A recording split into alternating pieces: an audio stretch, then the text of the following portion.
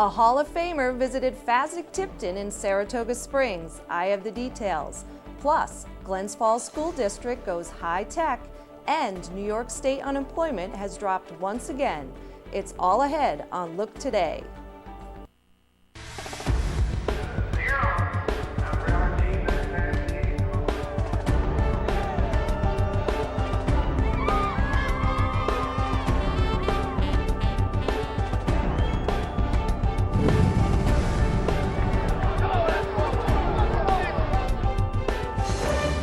Hi, I'm Tracy Villamay, and here's a look at what's making news today in Saratoga, Warren, and Washington counties. In our lead story, Hall of Famer and trainer of Triple Crown winner American Pharoah visited Saratoga Racecourse on Monday. Bob Baffert was checking out the track in case his horse runs in the Travers Stakes on August 29th. While the chances that American Pharoah will appear at Travers are high, Baffert says his horse still needs to convince him. Baffert stayed for the Fasig-Tipton Selected Yearling Sale, which ends this evening. This is the very sale that American Pharoah was purchased at just 2 years ago. Now, changing from news to weather, the region woke up to some heavy downpours this morning. How's the rest of the week shaping up? For the latest, let's head to Glens Falls Weather Center for a look at your first forecast.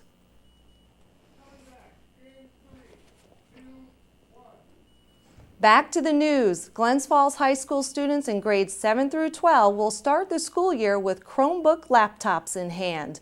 Nearly 1,000 devices have been deployed as part of a $10 million capital project approved by voters in May of 2012. Last summer, a portion of those funds were used for asbestos removal and roof repair. This year, half the funds are being dedicated to the installation of a technology infrastructure to support the use of the new laptops. The project is in line to be completed in time for the 2015-16 school year. Students will be receiving tutorials on how to use their new devices and can sign up for half-day information sessions on the district's website. In other news, despite another high-quality music festival held at the Charles R. Wood Park Festival Commons this month, attendance at the year's festival was low, according to organizers. The festival, in its third year, was created to raise money for the Save Lake George Partnership.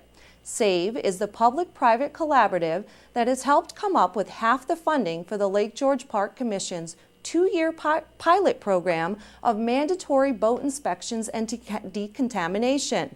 The festival, formerly held in the fall, became music-centered last year. Though the year's lineup was impressive with such acts as Richie Ortiz, the Glens Falls Symphony, and Elvis tribute artist Drew Polson, ticket sales were at an all-time low. Honorary event chair Mayor Robert Blaze even dropped the entrance fee at the gate to no avail. Blaze attributed the drop in attendance to the high temperatures and lack of available parking. Several attendees said while they really enjoyed the festival, they felt it could have been advertised more. Also in the news, New York employment is up once again, with 9 million jobs added over last year, according to a report from the State Comptroller's Office. The report showed over 140,000 jobs were added in 2014, capping 4 years of steady gain. However, this growth is uneven statewide, with 4 upstate regions, including the Mohawk Valley and Southern Tier, actually reporting a loss in jobs. Comptroller Thomas DiNapoli says that while unemployment has dropped sharply, many New Yorkers are relying on part-time positions or have completely dropped out of the labor force. On a good note, wage increases are evident in some sectors such as finance and information, and signs of new growth have been cited in the Western New York economy. New York unemployment remains 2 points higher than in 2006, the last year before the recession. In other news, average retail gasoline prices in New York have fallen 3.7 cents, averaging $2.80 per gallon. This compares to the national average last week of $2.60 per gallon. Senior petroleum analyst Patrick DeHaan of GasBuddy attributes the drop to a combination of declining crude oil prices and gasoline prices nationwide. DeHaan expects the trend to continue. Still to come, Jesse sits down with Dr. Jeffrey Fu Din to discuss a growing problem with opioid addiction in our region.